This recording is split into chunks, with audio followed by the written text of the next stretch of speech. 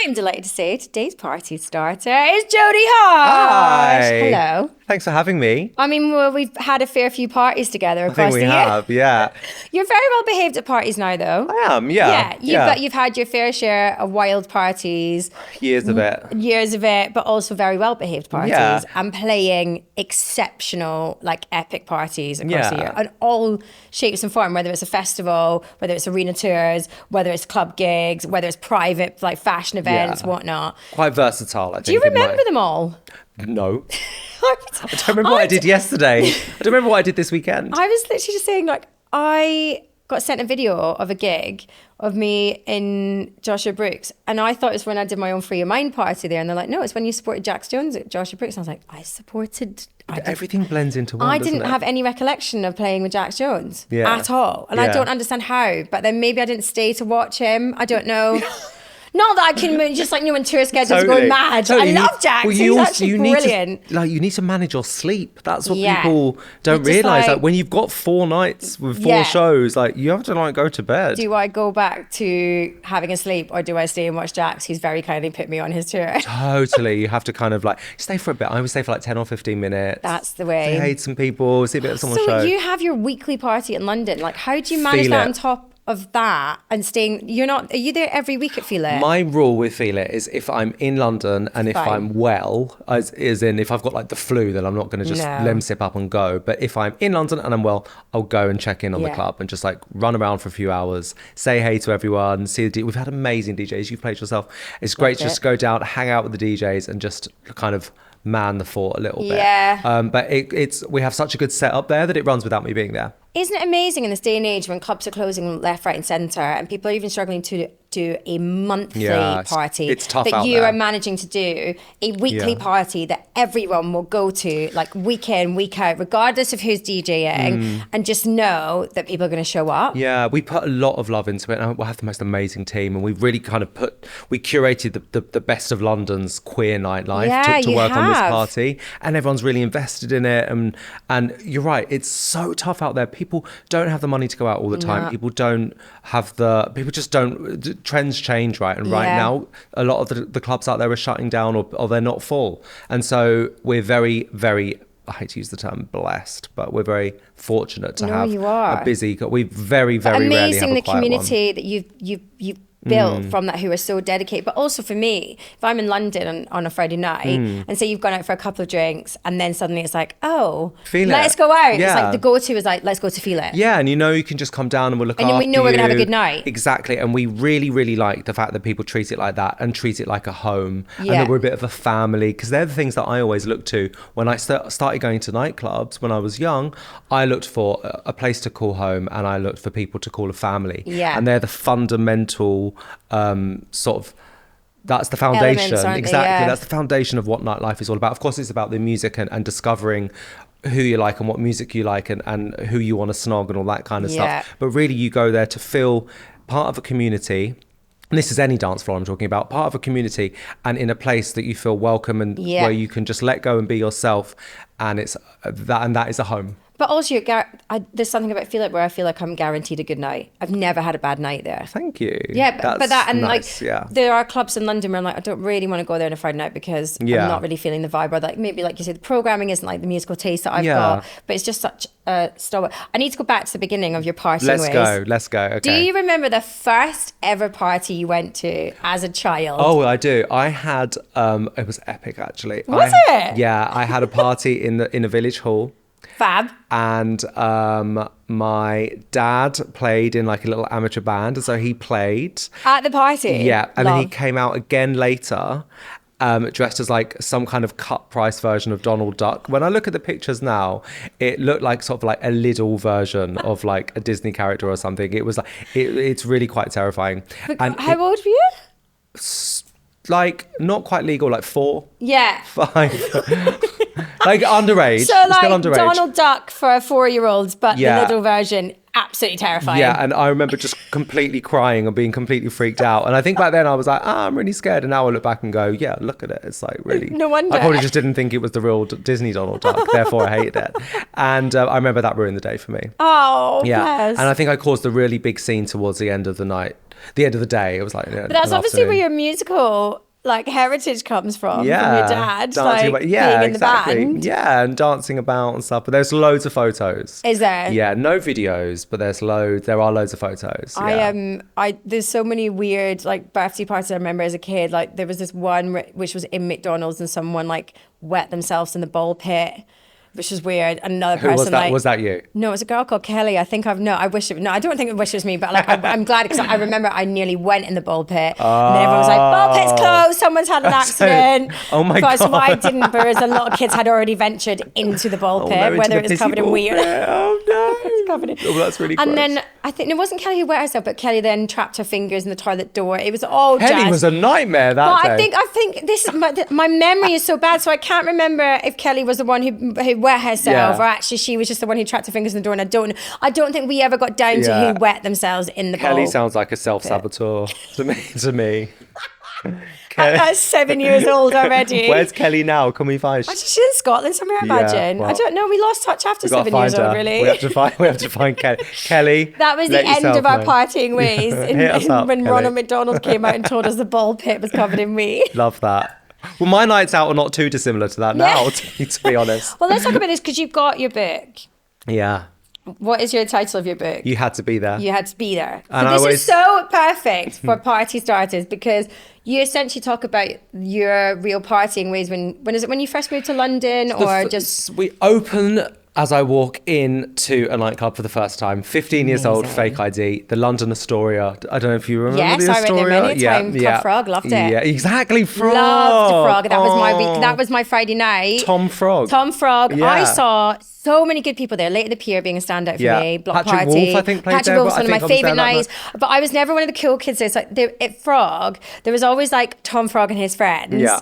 And I was never cool enough to be part of Tom Frog and his friends. But I literally would go to that night every week just because I knew I was going to see someone epic. Yeah. And my favourite, I think, Frog experience was Late of the Pier. I'd never seen a band like it. Yeah. I used to go on Saturday nights to GAY. That's where it originally was before it moved to Heaven. Yeah. And you would talk about seeing amazing people. You'd go on a Saturday night and there'd be like Mariah Carey performing. Oh my God. Or Jerry Halliwell, not to compare those two people. No, but absolutely, icons together. Yeah, in my mind, that's the same thing. Yeah, really. Me too. As a 15-year-old gay, I was like, to either. And also, was it Jerry, like when she had just started her solo stuff? Yeah, she exactly that. And you'd have a gimmick at GAY, like you'd have like a really special thing that would happen. So Mariah Carey got carried through the dance floor on a chaise lounge, like across the crowd. That's how she entered from the back of the room. Jerry did something, but I can't remember what it was. She maybe rode through on a horse or something like that. Yeah, it was a different time. I love her. Like you wouldn't get something like that. I also love GAY for that. It sounds like Studio 54, doesn't it? Yeah, 100%. Yeah. So your first experience was 15, fake ID in London, and then it takes you through the years of you becoming a DJ, or just about. I catch my taking DJing seriously towards the end. The book finishes on 25. It just felt like a decade. Well, it means that you're going to have in your head the questions you need to be answered for party starters. So my first question is, when it comes to parties, what is the most epic best party you've ever been to? Can I say one of my own? Of course you can. Okay, so I did... Absolutely. I did my 23rd birthday party, so quite recently. Mm-hmm. And that was at a club called Movida. Where is that? Next to the London Palladium. So it was on Argyle Street. No, is that right? Is that in town, Soho somewhere? Yeah, near Oxford Circus. I'm sure it's Argyle. And that was like a bottle service club. Right. And they gave me the place for free. And it was I'm 23 years old. I'm going out every night. So I'm hanging out with all these people. Yeah. The club just give me the venue because they're like, look, we give Jodie a venue for the party. It's going to be full of famous people. It's kind of like you scratch our butt, we scratch yours. Yeah. Do you know what I mean? And it really was like quite insane. Was it? Like it was like absolutely it was Who was bonkers. DJing? Were you playing? I actually did DJ that. And then I think we had, who else played? We had a load of like famous DJ. I'm trying to think who it was. Everyone in the room was famous. It was really insane. All the like the newspapers did like double page spreads about like this insane night. And there was someone else's birthday party the same night. And you got I think a lot of them did like, a tale of two parties. It was about, I think it might have been someone like Were they doing best and worst review? Like, Jodie's was the best and this one was the worst? No? I think they were just like, everyone was out last night at these two parties. It might have been Peach's Girl Doll. Oh, okay. It might have been, or someone like that. Right. And it was just like wild night in London. Exactly. And that night, that party was at Punk, which was just a 10-minute walk down the road. So people went between both as well. They did. So both parties actually helped each other. And like some of my lot went there. I think I ended up there, and then Bungalow A, you know. I think everyone converged. Yeah, everyone converged at Bungalow 8 at like 3 a.m. for a lock-in. Yeah. And that's where it all kind of... What did you wear? Do you remember your outfit?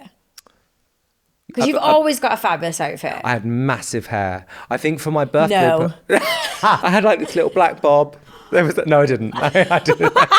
I think I just had like a black jumpsuit or something. Nothing too crazy. The hair was taking all the I think my hair used to get bigger for my birthday parties. Fantastic. Yeah, then I could get it blow dried back down again the day after. On the other side of it, do you... The dark side. The dark side. However, the morning after. When it comes to parties, has there ever been a party where there's just been an epic fail, or just like, that was probably the worst party I've ever been to? Yes. An epic fail. Yeah. I mean, we always like to talk about best parties, but also there's been a fair side of the coin, there's a fair few parties where you're like, what the hell? Just back in the day, being really mash up, trying to DJ, and just being really terrible because you're mashed up. Yeah. Just drunken mistakes. It's so horrible the next day, isn't it? Like, there's one DJ set that I will always remember as the moment where I was like, I'm going to stop getting drunk for DJ sets now. And do you not drink when you DJ? No. Yeah. I'll have a drink on the side. Yeah. And then if I have, like, friends here, I may have like a beer or a wine before, but I will not get drunk before DJ sets. And 1, because I want to know what I'm doing. Totally. 2, because obviously touring schedules are mad and whatnot.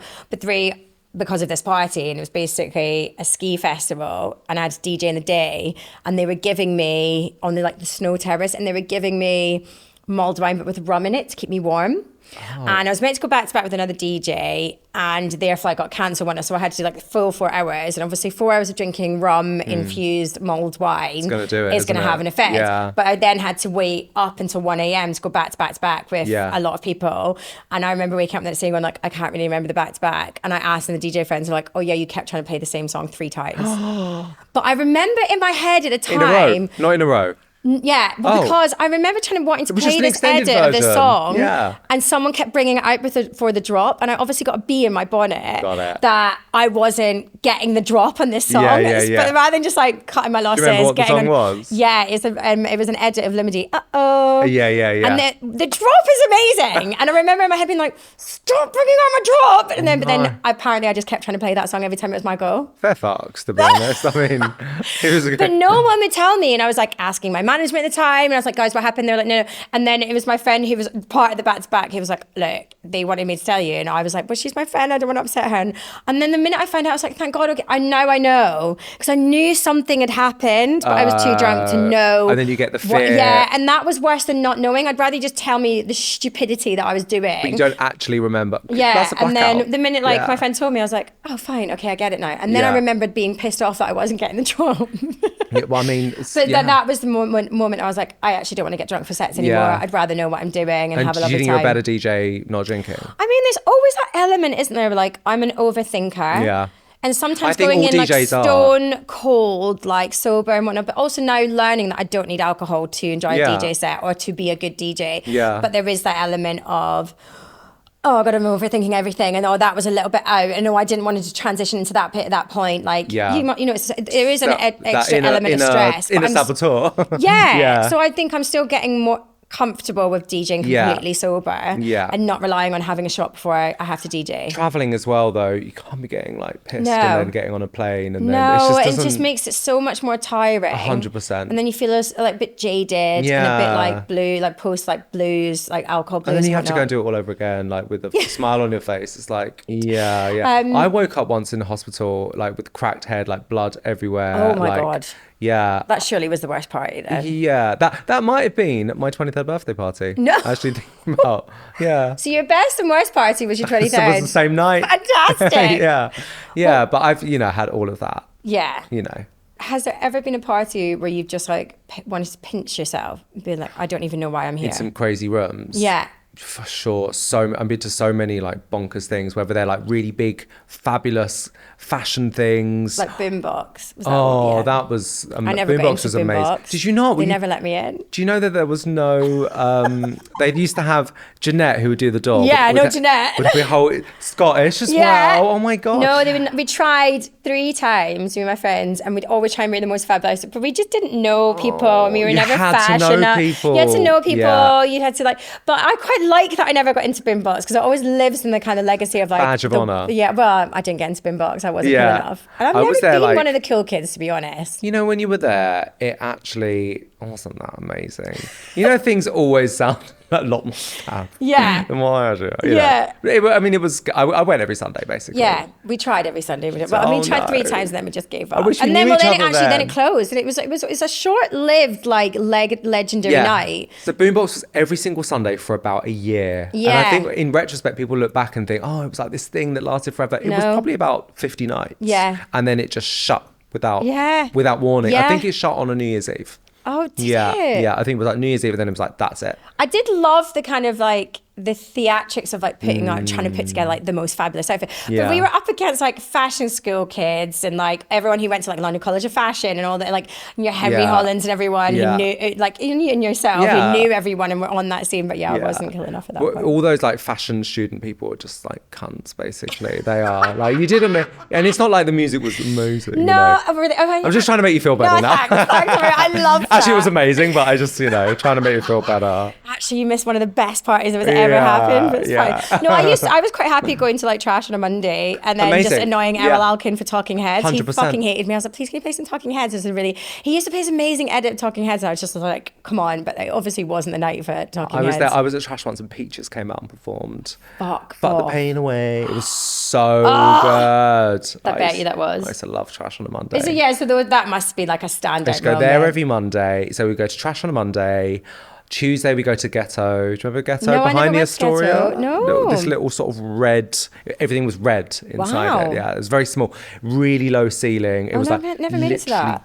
Dripping from the ceiling. What was the one that had the door in the corner? Metropolis, or maybe it is Ghetto, but I went to a different night. I think it was called the LA2. Okay. Which is the London Astoria 2. Right. Yes, that's what they did there. Yeah. And they used to come in there. Yeah, that's it. They would have, what would be there on like Mondays? There was something going on there on a Monday, but it was really cheap. Yeah, it was like really cheap. £1 a drink, £1 to get in. It was like, amazing. We used to go there. So we go to Ghetto, we go to Nag Nag Nag on Wednesday. Nag Nag Nag? Yeah. That was Wednesday nights at Ghetto. That was a bit like Boombox before Boombox. Right, okay. And that's the place that really started London's kind of, it reinvigorated the club kid scene. Yeah. And it was the place where it was like a new rave, it was really kind of born, as it was like electro. Yeah. It's the first place to play like electro as we knew it. You'd go and like Fisher Spooner would be playing. Amazing. Yeah, that's where that was. I used to, what was my Thursday night? It was always Candy Box for me. Because that was in Soho, and it was a student night. And not the Candy Bar. No, it's on. Used to be. I just remember it was a student night, and it was called Candy Box, and it was £1 a drink. Moonlighting was there. Oh, Moonlighting! Yeah. Oh my God, strip club. Yeah. That the dirtiest floor you've ever seen in your life. Like that leopard print floor. You know, like people. You know, like the sticky floors. Like your feet would be. You'd have to be like. Yeah. Like your feet would be actually calf stuck. strain from. Yeah. And you'd like blow your nose when you came out of there, and it'd be like black. Yeah. What? It's true. True story. Used to love a bit of smash and grab. Oh, I used to love. You used to play that, didn't you? Did you not do that? I think so, but I was not really. I wasn't in the room in those days. I could well have done. If you find a picture, show me and I'll. I remember going there and like Kelly Osbourne just having like a massive Barney with someone in the toilets. Probably me. Yeah. To be honest. Yeah. And then Mairead and Tabitha. the Queen of Tabitha, the Queens of Noise, like trying to manically sort dancers for someone's performance. Totally. And I was like, this is so iconic. You'd have like Scotty, the performance artist, yes, in a bath of baked beans, and and you'd have like Nick Grimshaw used to DJ there, all the time. Who else?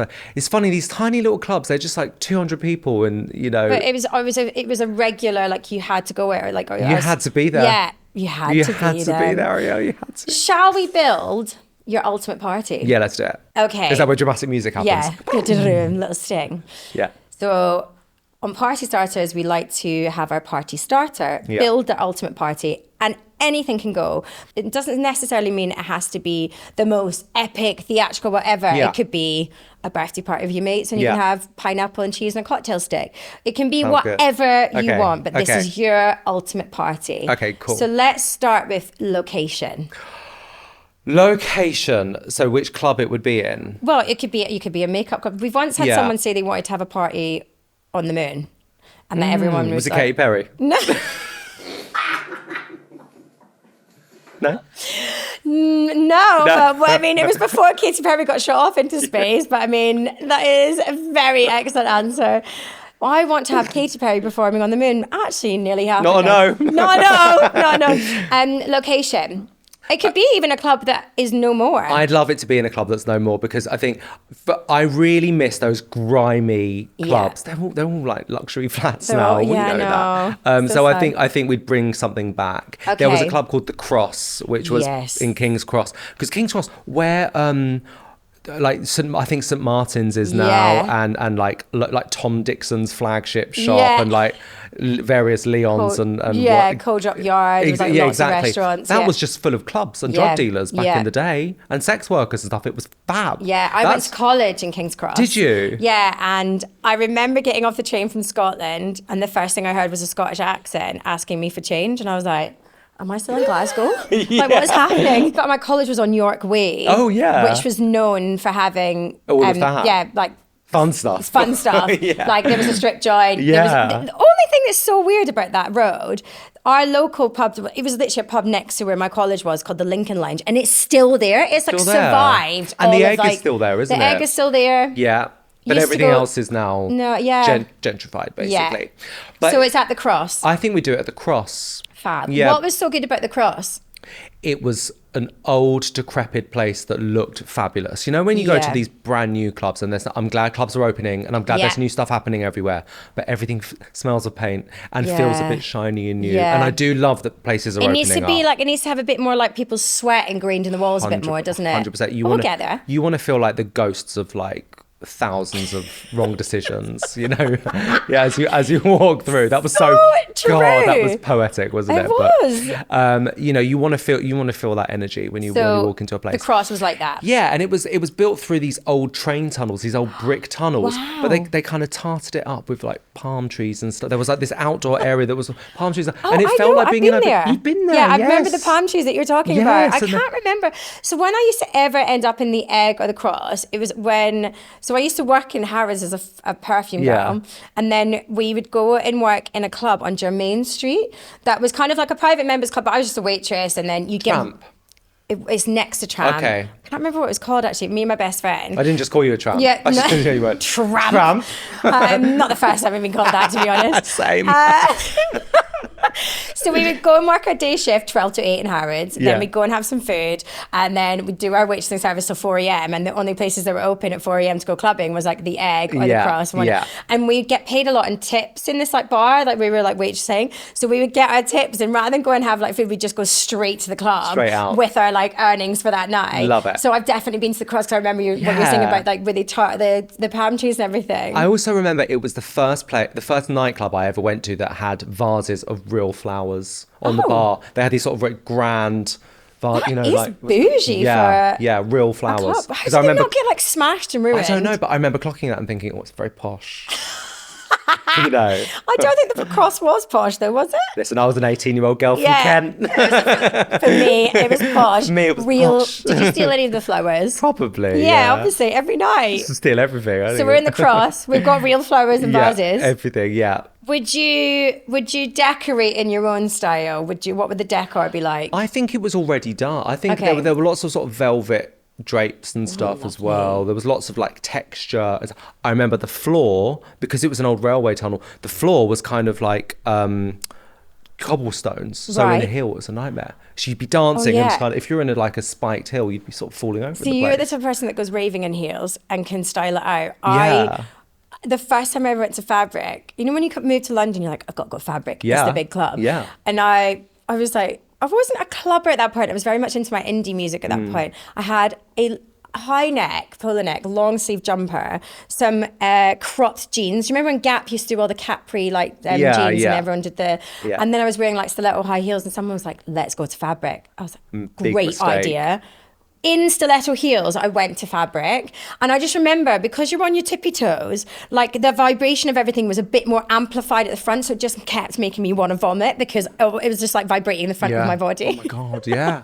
So you would you still wear heels at the club now? No, I don't wear heels anymore. No, boots. No, too gay. I just feel a bit gay when I wear heels. I feel a bit gay when I hear you, fan. No, I wear, because jumping around for a DJ set, whatever, I like boots. I did a DJ set at a fashion party where I wore heels recently, and I was like, what am I doing? Feel like you can't see my feet behind the booth anyway. Thank you. Exactly that.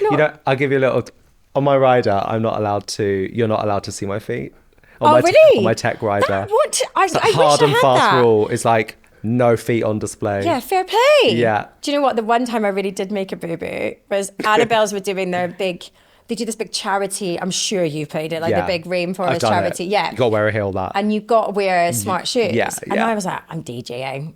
They're not going to be able to see my feet. Reebok Classics. So I wore this kind of like, not too far, wore a zebra print t-shirt with shoulder pads. So I was like, oh, that's quite smart. Yeah. And then black trousers, but I was like, fuck it, I'm going to wear trainers. There's no way anyone's going to see my feet.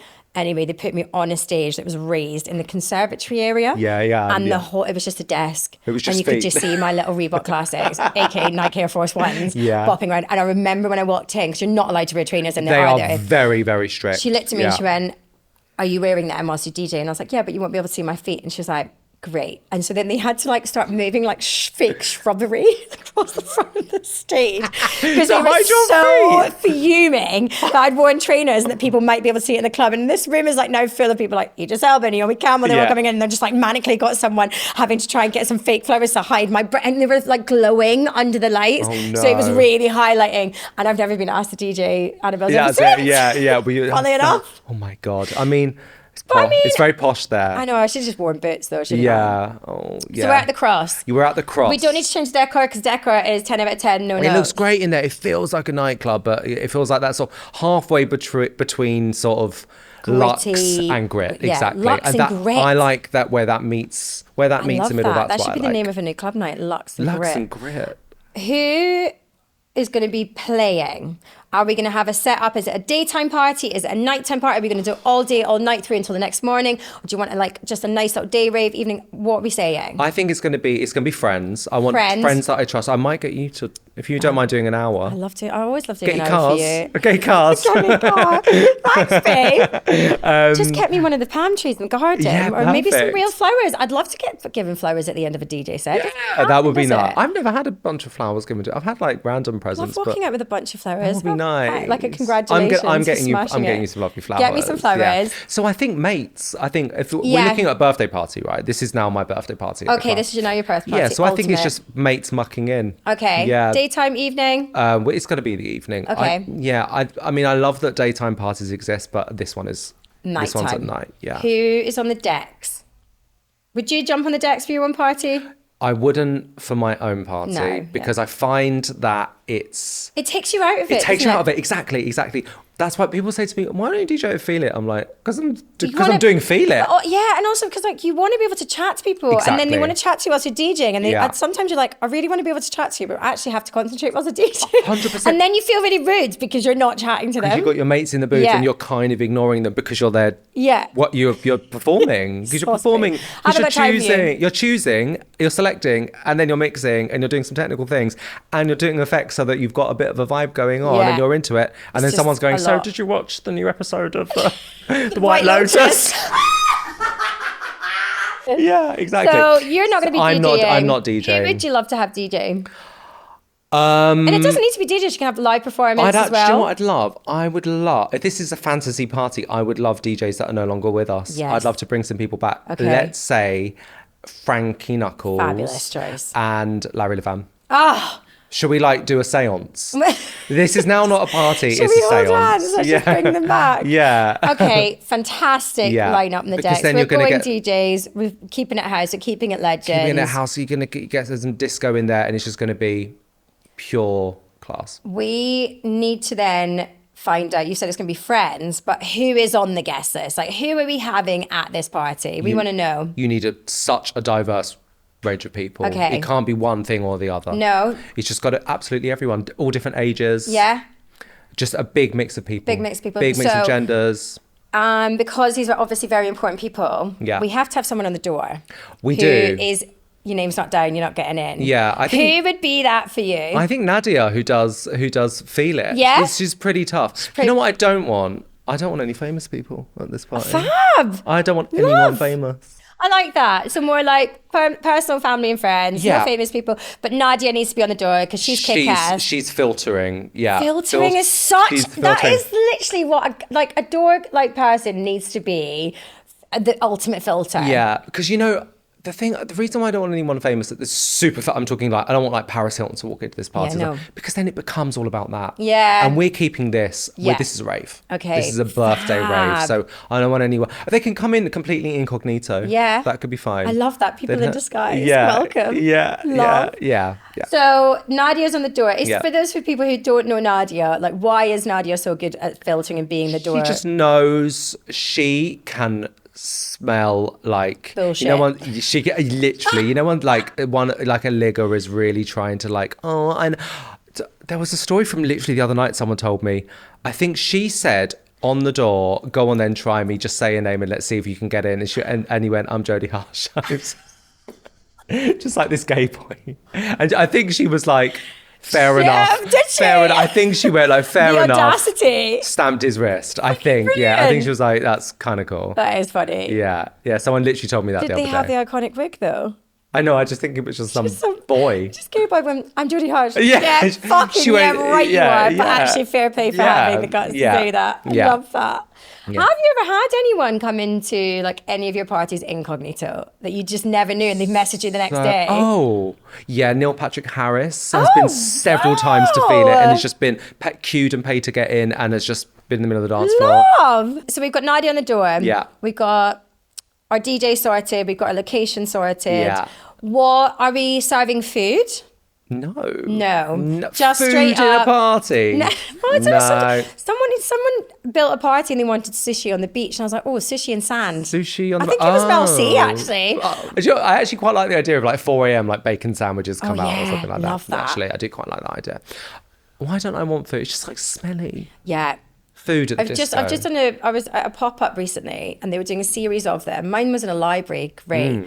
These books were soundproofing everything, which was wonderful. Oh, cool. Clever, right? Yeah, I love that. But the one before was a kebab shop and I was like, I'm really glad I didn't get asked to DJ the kebab shop because I just think I'd come out stinking of like lamb kofta. Yeah, for sure. Which is not like my jam. Maybe halloumi, but I don't want to come out stinking of a kebab. I agree. Yeah, I don't know. Food and discoing. Yeah, it's like two different. I know what you mean. Go out for dinner there's before. just a aroma that you just don't need. Yeah. I agree. So no food. No. Drinks menu. What's it like? Are we having like mocktails, cocktails, iron brew? What we saying? I love an iron brew. I think it's got to be both. You've got to have so many people don't drink these days, right? So you've got to have a really nice array of non-alcoholic drinks as well, and like some nice waters and some nice like elderflower. Yeah, something. I love an elderflower spritz. Yeah, absolutely. Yeah, a schlur.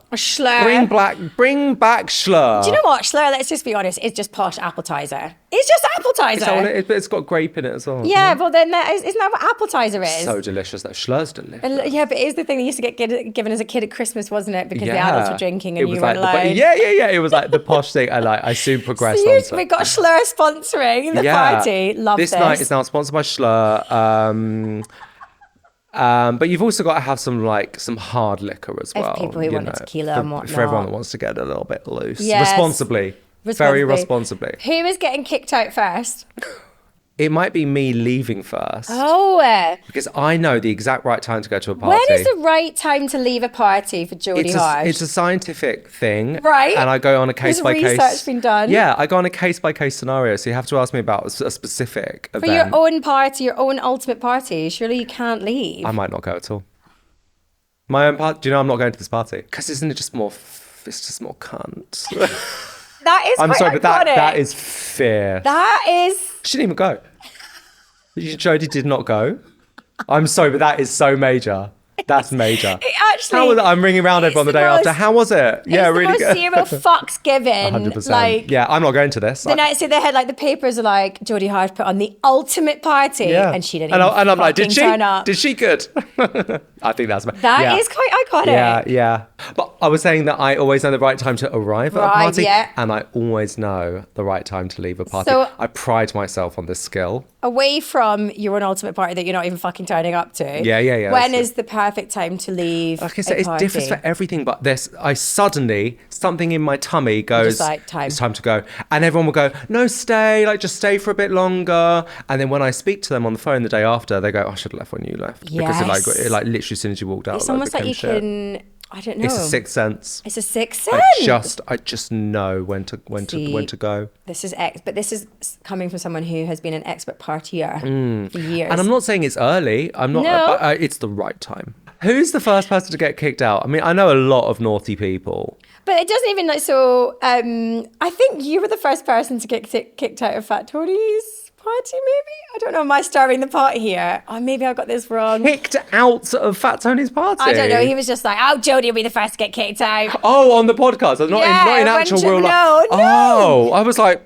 I don't remember this. At your ultimate party, there's always like Mel C said it was going to be Mel B. Iconic. Is that like really good tea? Yeah, no, sure it wasn't because it's not serious. Like anyone can get kicked out. Like probably my party would be my mum because she'd just take the party too far.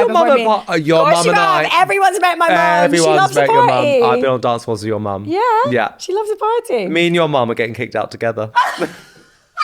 Some unruly behaviour on the dance floor. At your ultimate party. She would actually love that. No, that's major. Yeah. Love it. No, the whole thing is neither me or your mum went. No. We were just hanging out together at mine, watching The White Lotus. Watching White Lotus. She doesn't really like the new series. No, it's a bit boring. Don't think anyone This is like turning into... Any wild cards? Any wildcard performances or decor or like surprise? I think you've got to have a stripper. You've got to see some form of nudity. Oh, I love. You've got to see some flesh. Parties are all about sex and being sexy. Yeah. So I think we're gonna.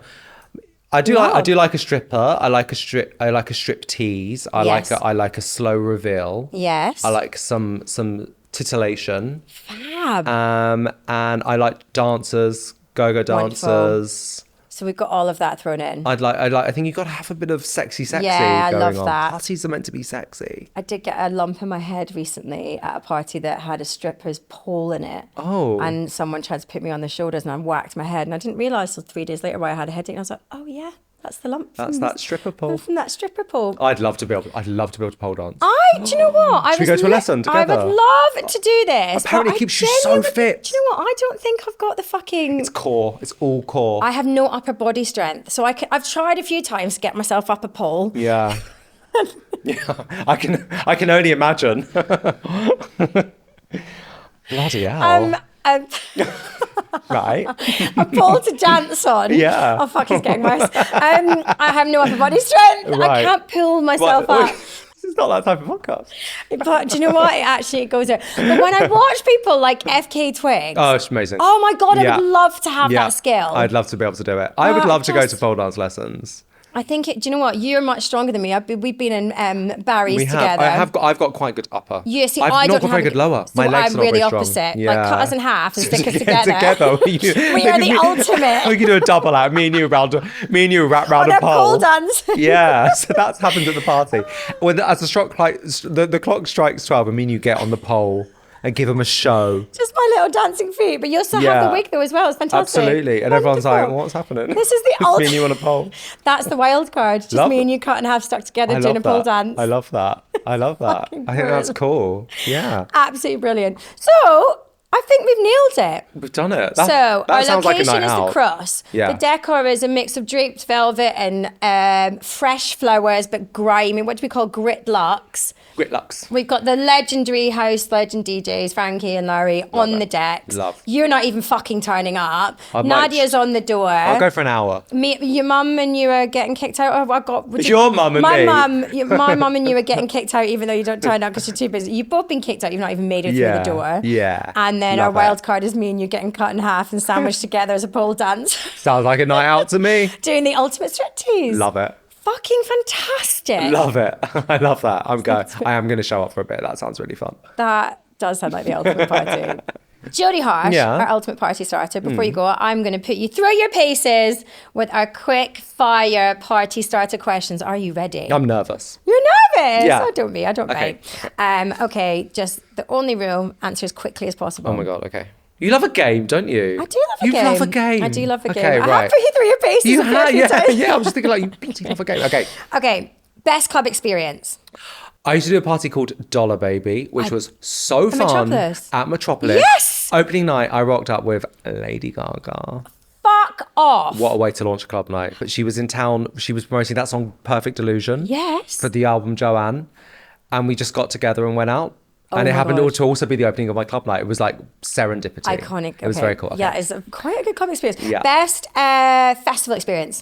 Creamfields. It's amazing. We've played on the same stage. When you played the Arc stage. Yes. When you had the massive visuals. They were incredible. That was the first time I'd ever done a live visual show before. And I was taking over from you. Yeah, I was on before you. Was I really nervous? Yeah, so it was so funny to see it because the Arc stage is basically one of the biggest stages, I think, in the world, a festival stage in the world. And it has the biggest visual screen in any festival it's actually in Europe. the biggest. Yeah, I think it was the biggest. I think in America now there's one taken over, but it's the biggest visual screen at the time of any festival in the world. It's completely insane. So when you get asked to play it, you're put on this deck, but then you've got to fill that space. So the best way to do it is with visuals. Yeah. But it was quite heartwarming because you came on after me and you were exactly the way I was an hour and a half before. Right. Absolutely fucking shitting myself and not knowing how it was going to go. And also Creamfields being the biggest dance festival for us in the UK, they are so dedicated to like their DJs and music, and they also know their shit. You can't fuck it up. You cannot fuck it up. I'd never done a visual show before. This was this was just coming out of lockdown, wasn't it? I think this is 3 or 4 years ago, and it's the first time I'd ever done anything with bespoke live visuals that were being mixed live, and I completely trusted the team that were working on it. But I was just thinking, much can go wrong. We're in the live moment here. Yeah, and it gets streamed live.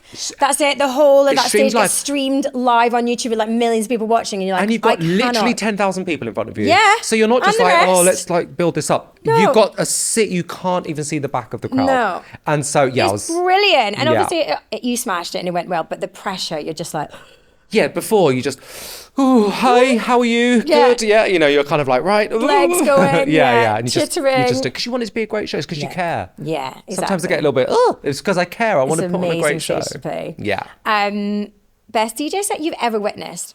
Okay, let's say Honey Dijon, because she always smashes it. I saw Honey play at Printworks just before it closed. They did this run of shows leading up to Printworks closing down, and one of them was Honey, and that was such a good night. And I went with my best friend, and we were like dancing on the dance floor. It was so fun. Fab. I love that venue. Yeah. I don't think I've ever seen Honey do a bad set. She's amazing. Just and then energy. I think they're opening.